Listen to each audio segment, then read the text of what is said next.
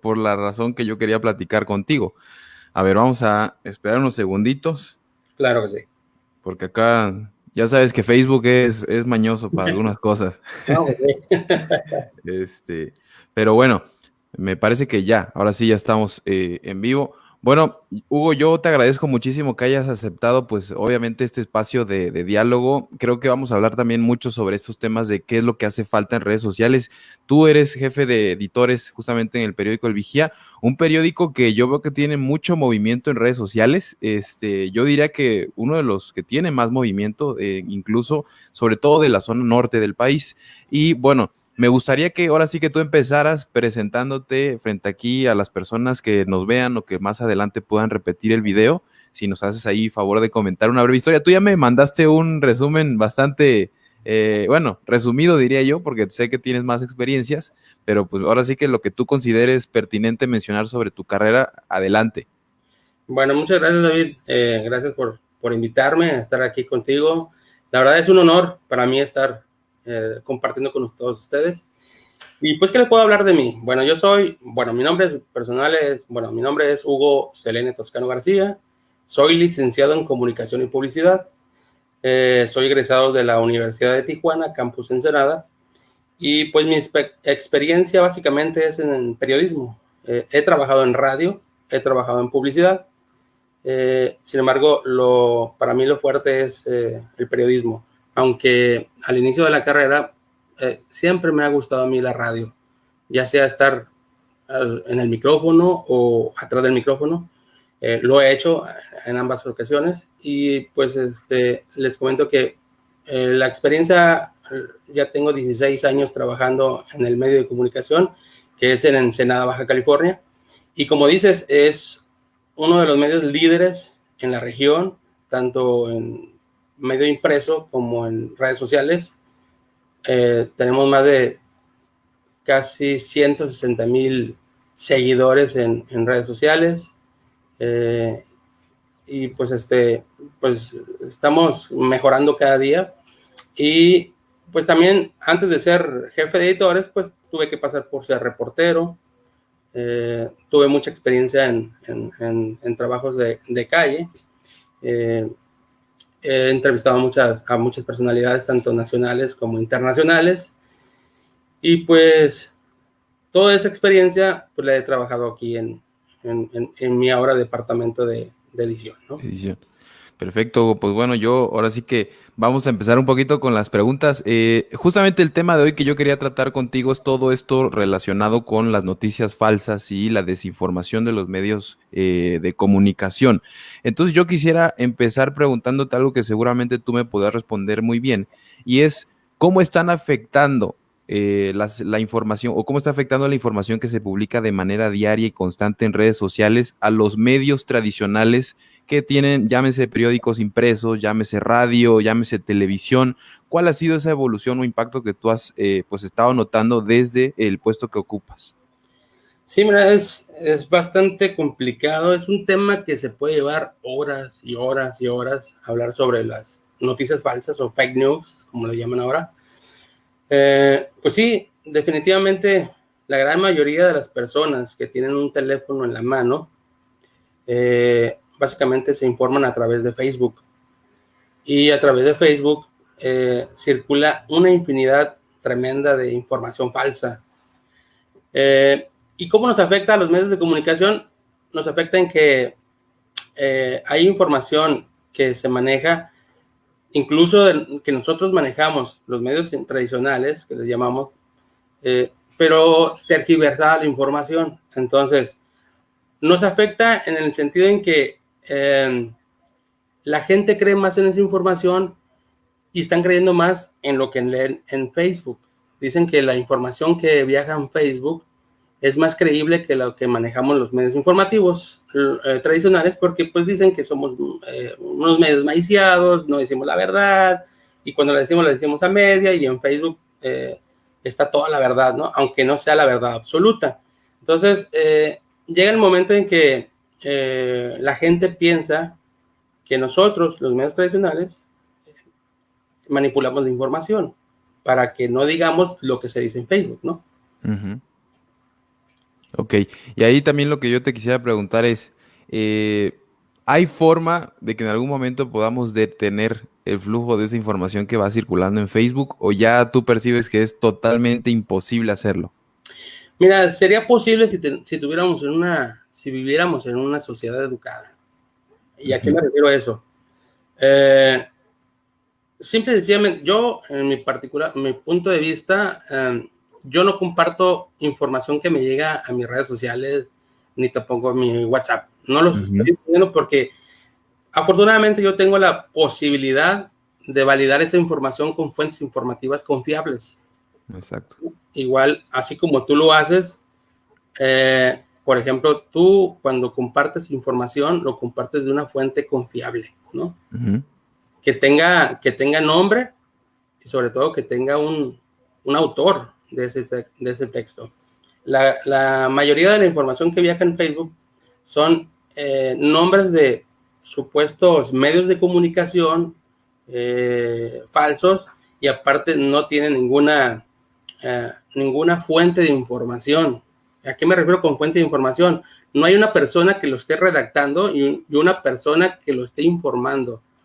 Eh, la otra es que la gente debe aprender o debe entender que si tú le das eh, reenviar a una información que tú no estás seguro que sea verdad, pero que para ti es verdad, entonces estás haciendo la cadenita de desinformar a las demás personas. Y esa persona le va a informar a otra y le va a reenviar a otra y a otra y así.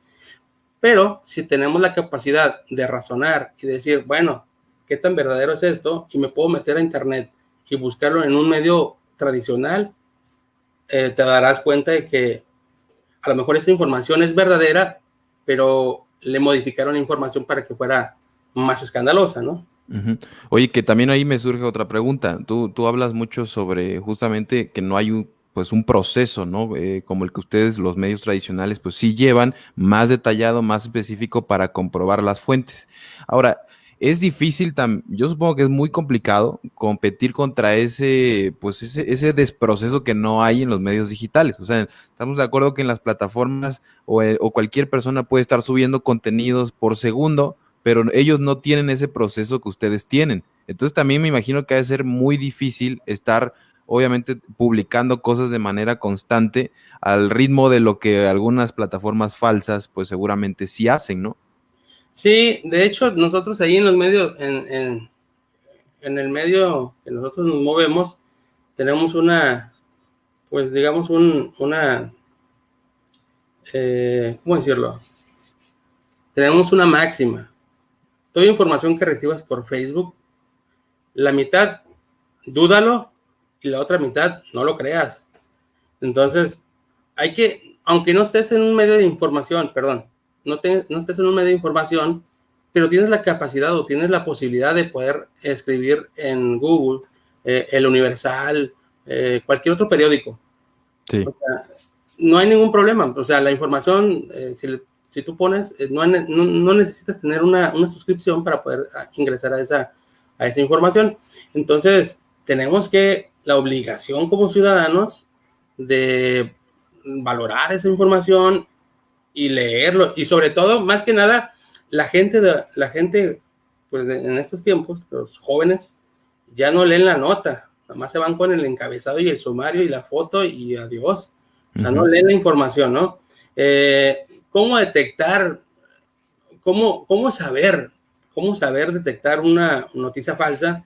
Pues a veces es tan fácil, pero también es complicado. Las noticias falsas llegan con encabezados muy espectaculares y con palabras como grandioso, fenomenal, único. O sea, nosotros no manejamos ese tipo de textos, ¿no? Entonces, Pero si hay periódicos que sí lo hacen, sí lo ¿estamos de hacen, acuerdo? ajá, sí, pero bueno, ya son periódicos impresos, digamos, como De- Alarma, ¿no? Por sí, ejemplo, digamos sí. un ejemplo. Pero hay mucha información que circula en redes que primero hay que analizarlo, ¿no? Y hay que leerlo, léanlo todo completo y se darán cuenta que también, si tienen faltas de ortografía, no es una nota verdadera. Hay muchas cosas que hay que analizar para poder detectar que es una noticia falsa. Oye, que ahí también, Hugo, yo creo que debatimos mucho el tema de las noticias falsas, pero no lo que acabas de decir tú, el tema de las fuentes falsas. ¿Qué pasa con esa? ¿Cómo te puedes dar cuenta de que la referencia o la fuente que ellos están citando es totalmente incierta? Porque, bueno, yo supongo que también tuviste mucho ayer este debate donde sale Peña Nieto, o dicen más bien, ya se está rumorando en muchos medios de comunicación que pues Peña Nieto ya está armando hasta su propio bloque después de lo que pasó con los videos de Lozoya, ¿no? Entonces se empiezan a sembrar estas incógnitas en la sociedad, pero la sociedad tampoco tiene forma de comprobar que esa fuente o esa persona que está argumentando esto, pues tiene las pruebas, ¿no? Creo que eso también se vuelve más difícil, ¿no?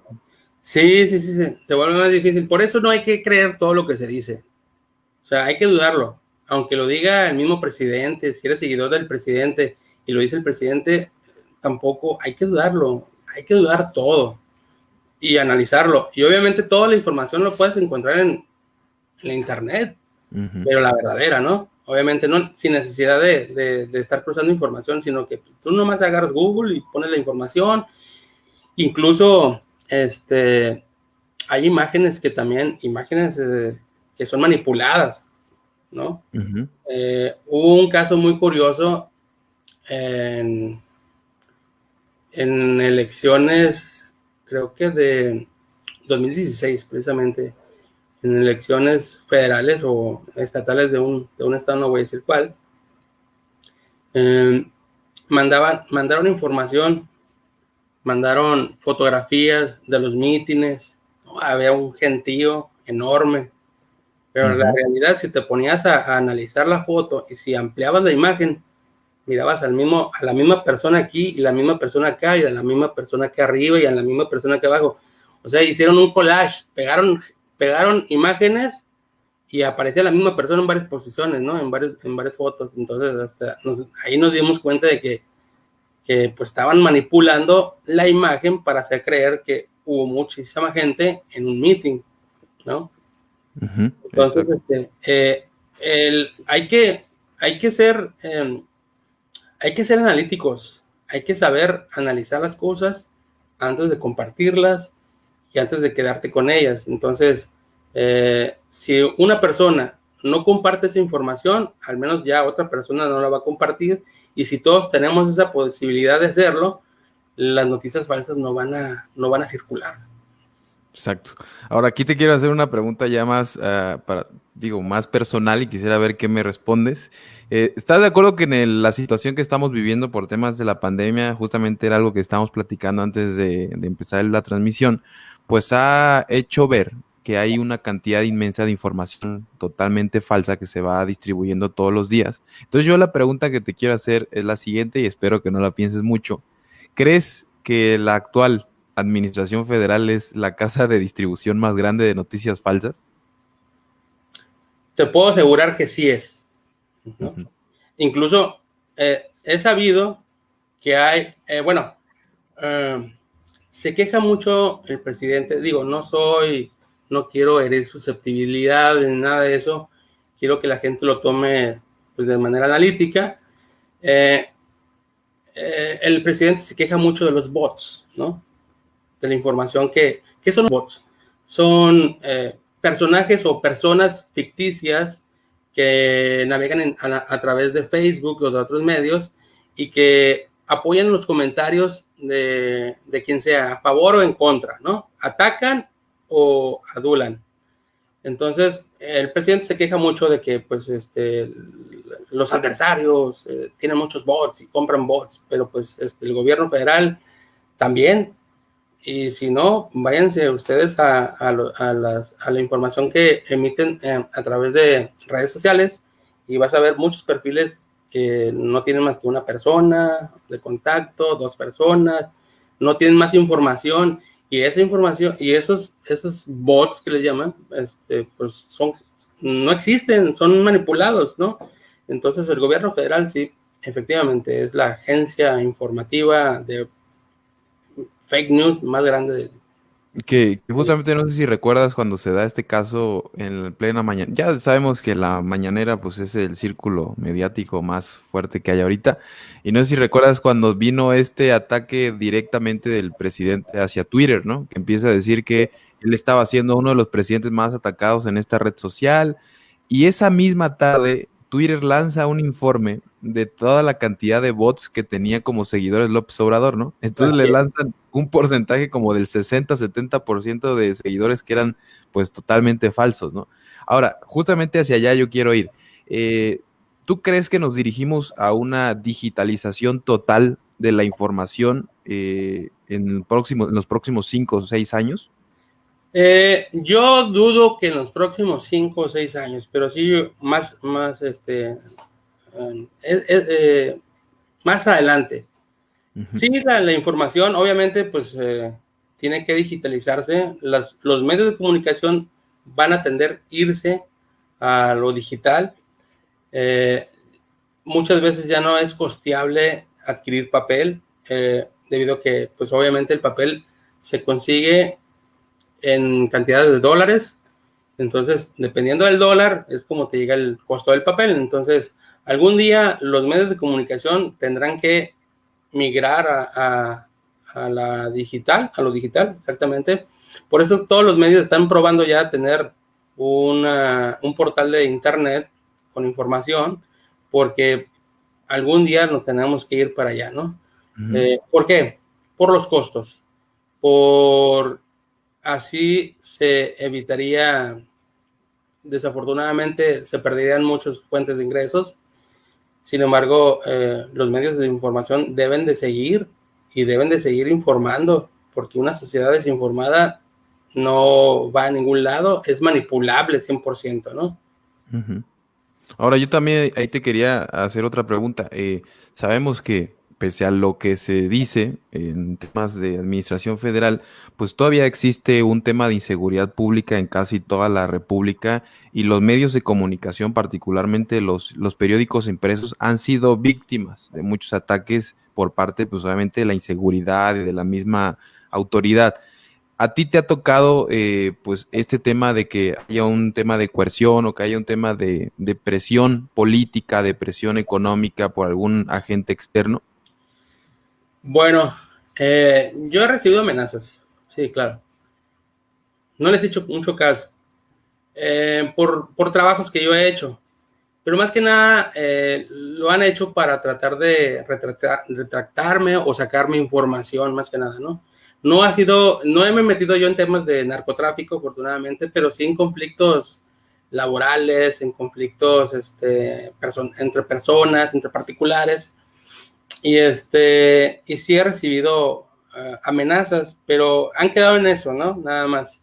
Incluso he terminado en el Ministerio Público como 4 veces para hacer declaraciones, pero obviamente la ley me protege, porque pues yo nomás soy un informante, no soy el que emite la información, sino que el que la distribuye. Obviamente hubo fuente de información y todo eso, pero también lo hacen para amedrentar, más que nada, ¿no? Pero en el medio de comunicación, en nuestro medio, sí hubo mucha atención en un tema sobre narcotráfico que manejamos.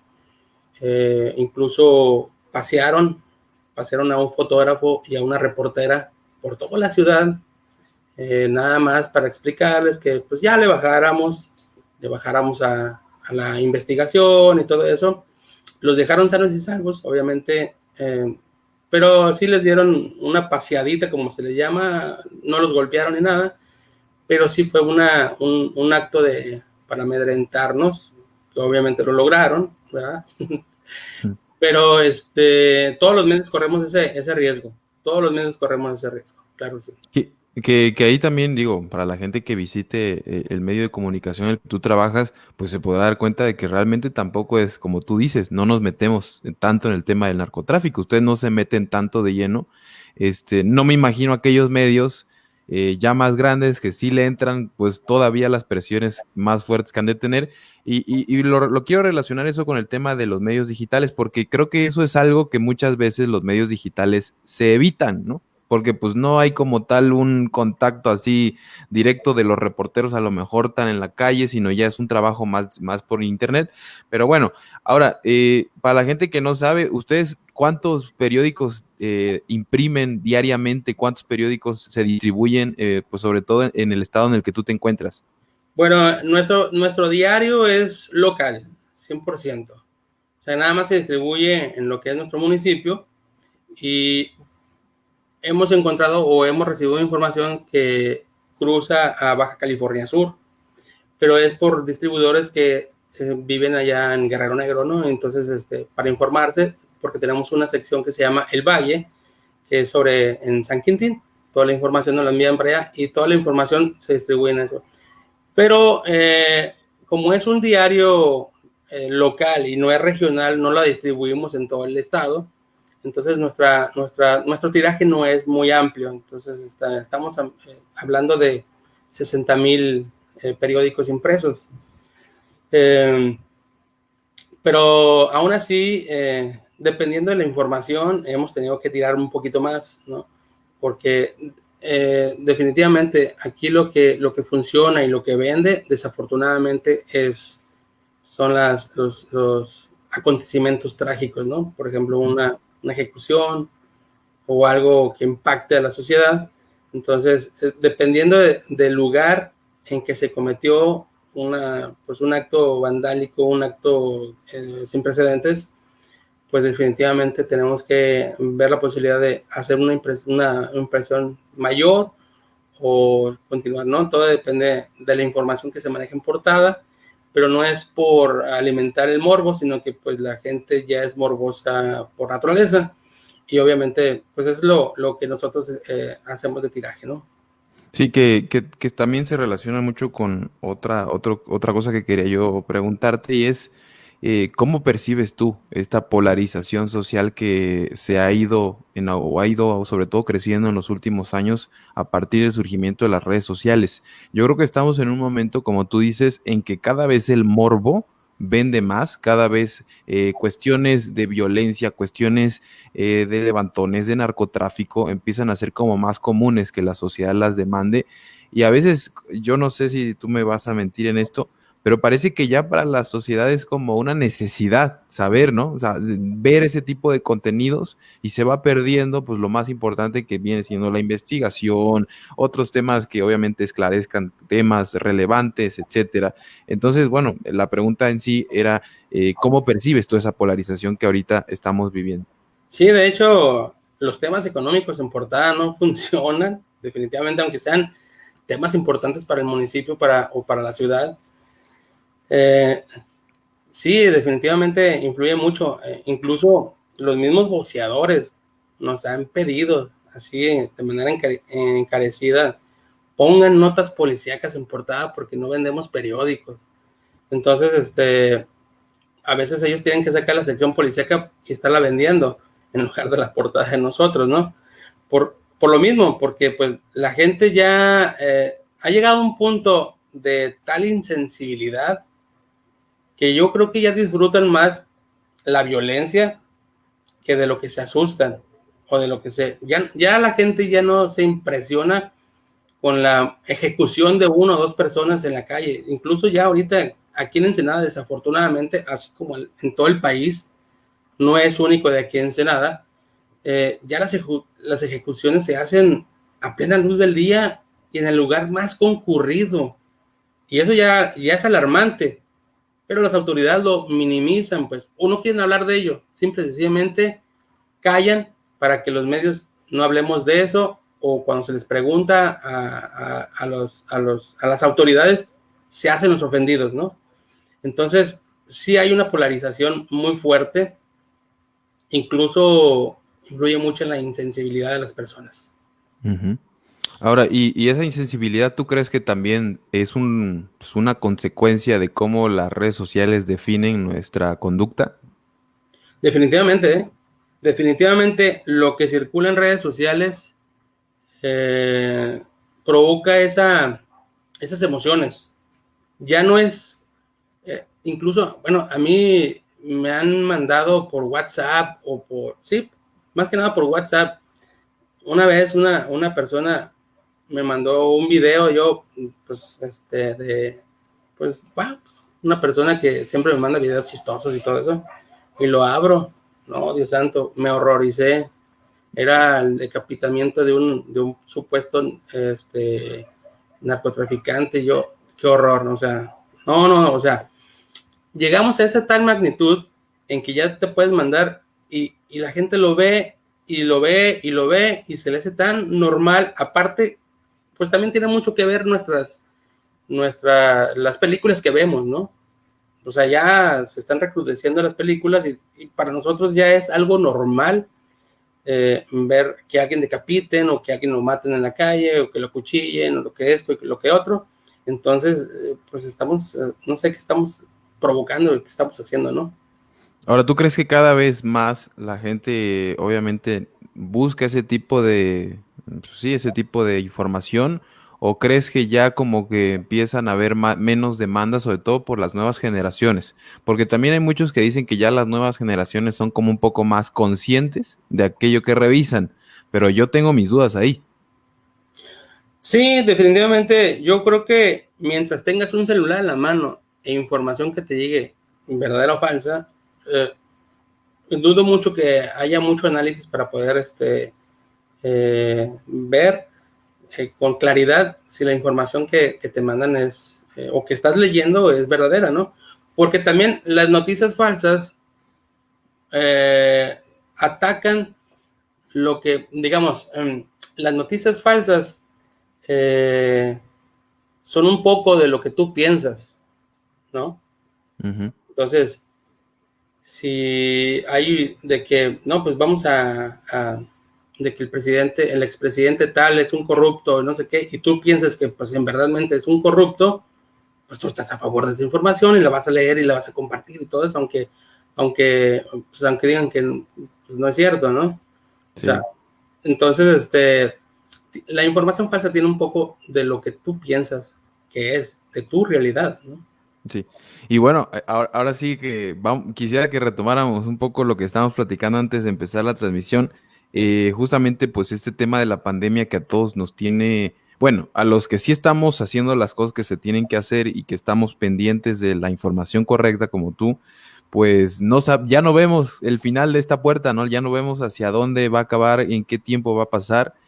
¿Qué crees tú que fue lo que se hizo mal, por lo menos mediáticamente, ¿no? Híjole, es un tema muy complicado y muy amplio, pero voy a tratar de resumirlo. ¿Qué se hizo mal? Yo creo que se hizo mal desde el principio, al no tomar la pandemia o la enfermedad como pues, algo serio, ¿no? El presidente de México, pues, Andrés Manuel López Obrador, ¿qué fue lo que hizo? Ustedes salgan, vayan a las fonditas, reactiven la economía. Eso fue en marzo, a mediados de marzo. O sea, la pandemia aquí en México, eh, creo que como los primeros de marzo ya había algunos casos. En Baja California fue alrededor del 18 de marzo. Pero ¿qué fue lo que hizo el presidente? Invitó a todos a salir y a comer en las fonditas y todo eso. Y más sin tapabocas y sin las medidas necesarias. Entonces, ahí el mensaje que dio el presidente es no crean lo que dicen los demás, crean en lo que yo digo. Entonces, ahí ya empezamos mal, ¿no? Ahí empezamos mal, con dándoles a entender que pues la pandemia, pues ahora sí que, pues a los mexicanos no se iba a hacer nada. ¿Y cuáles son las consecuencias? Más de 73,000 muertos o infectados, no, 73,000 muertos. El secretario de Salud o el subsecretario de Salud, Promoción de Salud, Hugo López Gatell, dijo que si llegábamos a los 60,000 muertos, era una catástrofe. Pues ya llegamos y lo sobrepasamos, y ahora qué va a pasar, ¿no?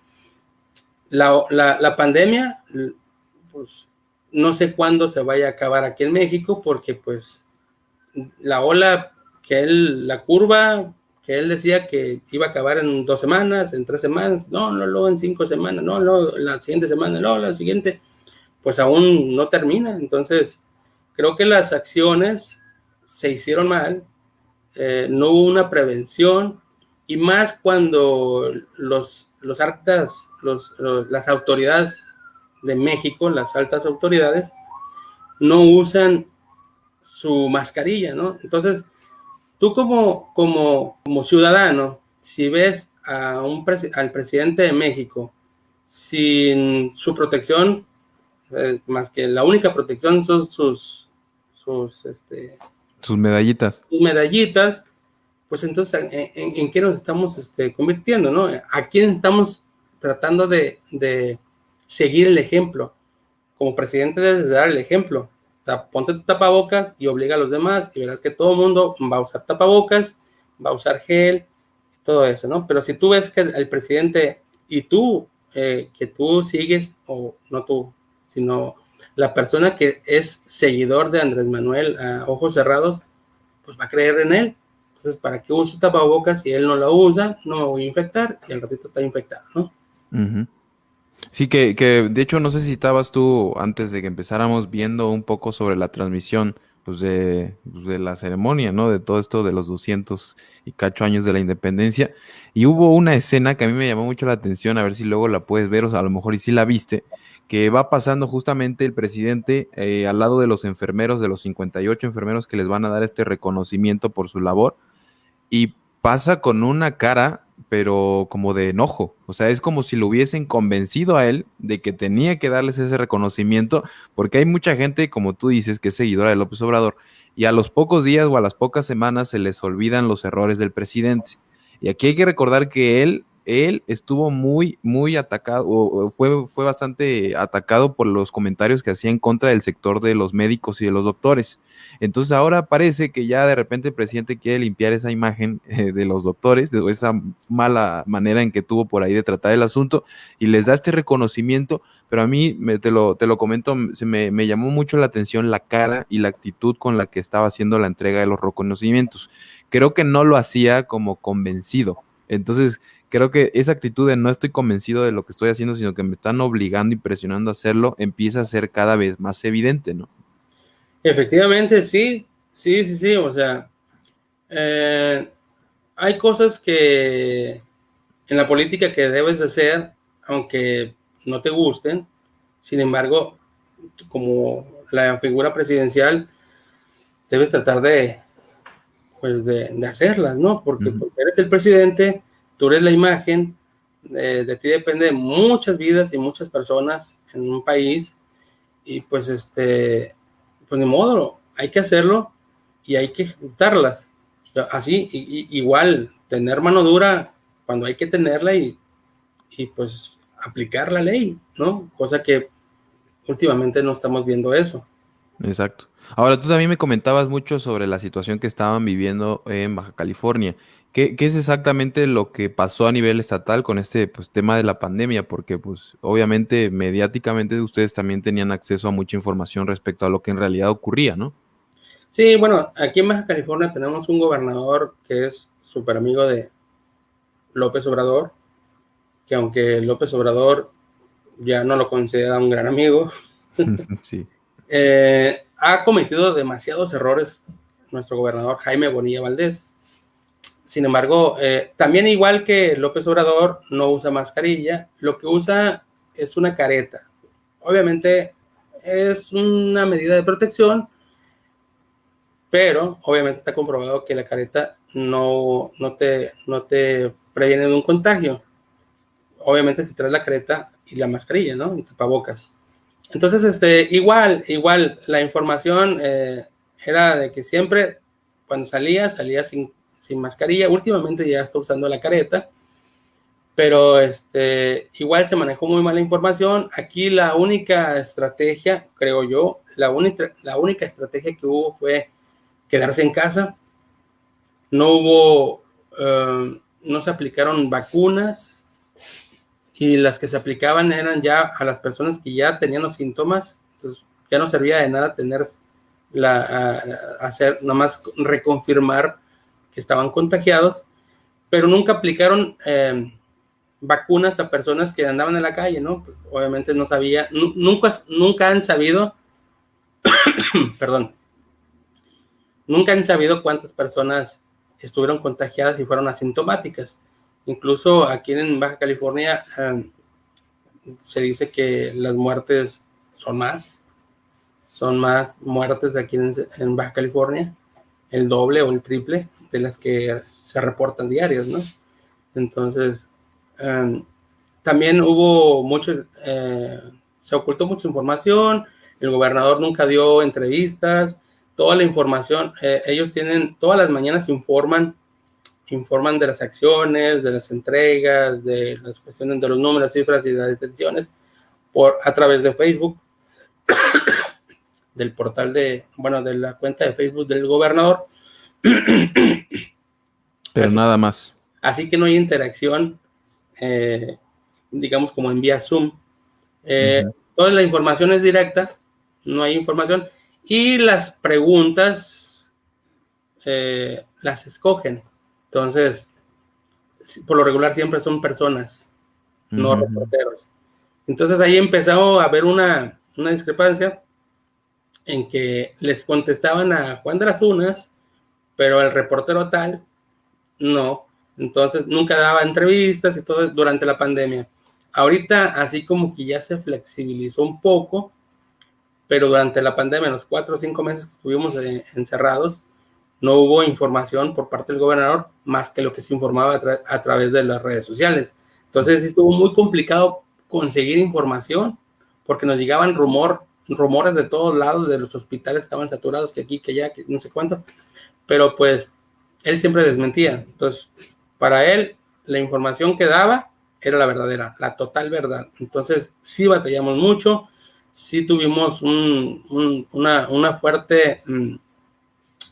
fuerte enfrentamiento con el gobernador, incluso los periodistas de aquí de Baja California, todos hicimos una carta que enviamos a la Comisión Nacional de los Derechos Humanos, que lo aceptaron, hicieron un posicionamiento, hicieron una recomendación al gobierno de Baja California para darnos facilidad de la información, cosa que pues él al modo pues no hizo caso omiso, hasta incluso se burló, nos dijo pues que éramos unos llorones, ¿no? Entonces que le rascáramos, y pues como gobernador, pues ¿cómo vas a hacer eso, no? Entonces la información aquí la sacamos por donde pudimos, de donde le rascamos por todos lados y así informábamos, ¿no? Pero que ahí también, no sé si tú concordarás conmigo, pero creo que la mayor parte de los gobernadores de Morena están bajo la misma situación y bajo el mismo esquema de operación, ¿eh? Porque aquí, por ejemplo, en el caso de Puebla, con Miguel Barbosa, pues de hecho creo que hasta alguna vez tú me comentabas en una publicación sobre lo que había dicho el gobernador a principios de la pandemia, ¿no? Que en pleno evento público dijo: no, no pasa nada, cómanse un caldito de pollo y con eso se van a evitar el contagio. Y no solamente eso, luego salió diciendo en plena entrevista de su equipo de trabajo de que pues era una enfermedad que le daba a los ricos y que a los pobres nunca les iba a dar. Y pues, bueno, todo el mundo empezó obviamente ahí a írsele encima, y creo que ahora sí yo quisiera también ahí preguntarte relacionado a esto. ¿Cuál crees que sea el papel de los medios de comunicación para la próxima campaña que viene, pues el próximo año, que es una de las campañas más importantes porque esto va a definir por completo el rumbo de los próximos 4 años de la administración federal, ¿no? Bueno, de los medios tradicionales definitivamente pues va a haber vamos a ser más estrictos a la hora de informar, ¿no? Obviamente nosotros vamos a informar lo que haya. Si los candidatos quieren ir a los medios de comunicación, vamos a publicar tal cual, ¿no? Sin tendencias ni nada de eso. Lo que hacen los candidatos o los gobiernos es comprar publicidad para publicitarse su imagen y todo eso, pero obviamente estamos luchando los medios de comunicación para que esa publicidad no sea coercitiva, o sea, que no compren, que compren publicidad nada más, no compren a nosotros, que no compren la manipulación de información a favor de ellos, ¿no? Entonces, sí es un poco complicado porque estamos en la estira y afloje, y obviamente es por eso, ¿no? Cuando compran publicidad, los candidatos o los gobiernos estatales o municipales piensan que compran el silencio, pero no es así. Compran su espacio, pero la información debe de seguir saliendo. Entonces, en las próximas elecciones se van a acercar muchos candidatos a comprar publicidad e imagen para poder salir en la portada, su imagen en portada, su imagen en interiores, pero pues definitivamente tenemos que ser muy cuidadosos en ese aspecto, ¿no? Entonces, porque pues vienen unas elecciones en Baja California, serán en 2021, este gobierno de Jaime Bonilla Valdez es de transición, que se le llama por 2 años y cachito, no de 6 años, y, y pues vamos a ver muchos sombrerazos,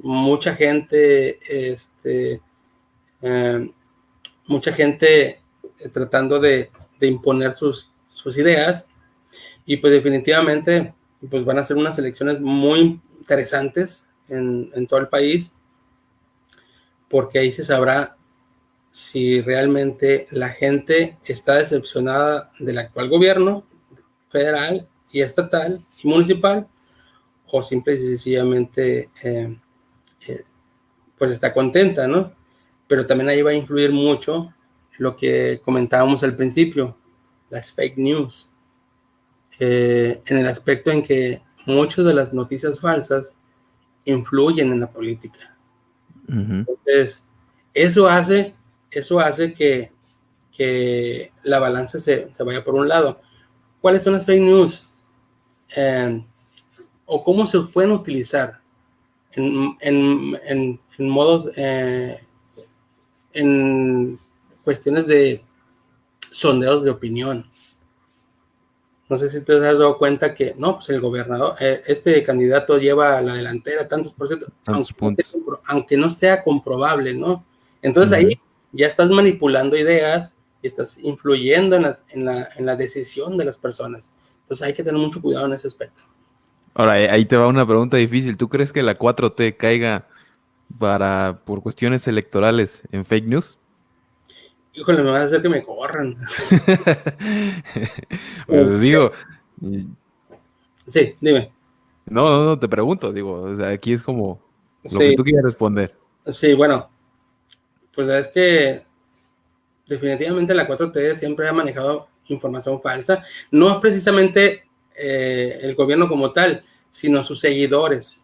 Sus seguidores son, alguien manda algún petardo y ese petardo lo empiezan a compartir creyendo que es información verdadera. Entonces, de eso se trata las noticias falsas también. Se trata trata de manipular a las masas, ¿no? Ya lo decía Joseph Goebbels, el ministro de propaganda del gobierno nazi, ¿no? De Hitler.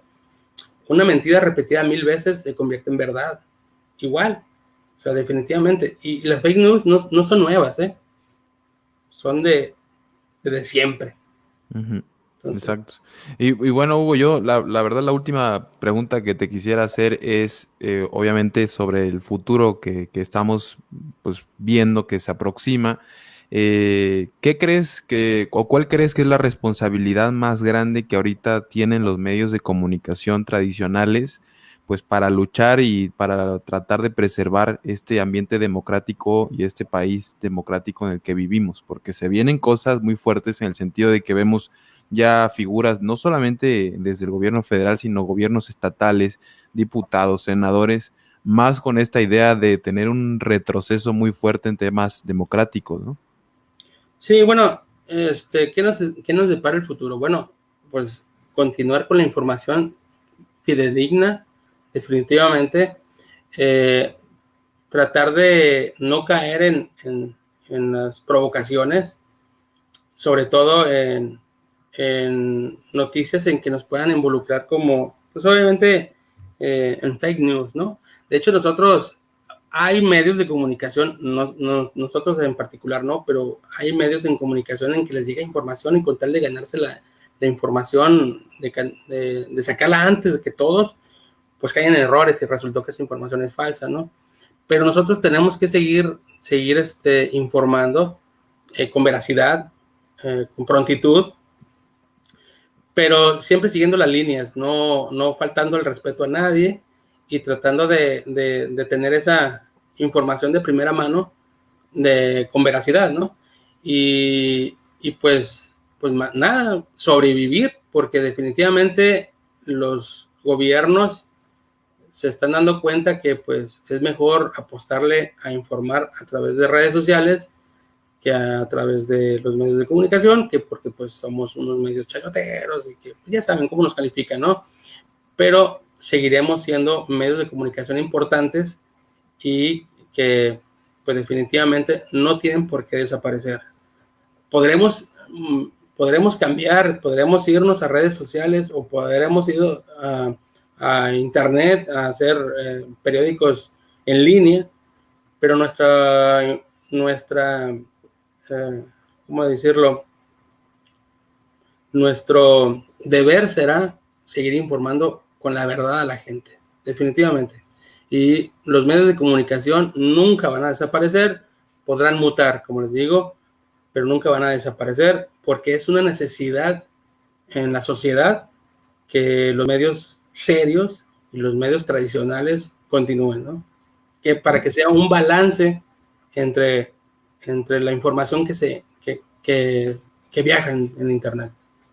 Claro. Pues muchas gracias, Hugo. La verdad es que nos sirvió bastante lo que tú comentas. Y pues ahí vamos a estar repitiendo la transmisión más tarde porque todavía es temprano, pero la tuvimos que hacer por la cuestión horaria. Pero te agradezco muchísimo lo que tú nos comentas. Creo que todavía estamos en un camino que tenemos que empezar a formar un poquito más sólido y hay cosas que definitivamente le corresponden al gobierno y esperemos que las empiecen a hacer para regular pues este tema de la desinformación y sobre todo vigilar a los medios de comunicación que publican información pues, que no es nada precisa, ¿no? Pero te agradezco, Hugo, y bueno, algún mensaje que tú quieras decir, algo que quieras comentar, ya para ir cerrando. Sí, bueno, pues te agradezco la invitación pues a tu entrevista. Para mí es un honor, como te repetí desde el principio, es un honor estar aquí contigo y compartiendo con todos tus contactos. Y pues aquellos que vean esta entrevista, espero que les sirva de algo, que tengan, se les abra un poquito la visión y pues analizar toda la información que les caiga en la mano o en la palma de su mano con el celular y no compartirlo nada más por compartir, por divertirse, ¿no? Sino que pues esa información puede ser perjudicial para otras personas y pues pensar que esa información que a lo mejor no es verdadera, pues va a afectar a otras personas, ¿no? Exacto. Muchísimas gracias, Hugo, y yo me quedo contigo en lo que termino la transmisión. Pero bueno, perfecto.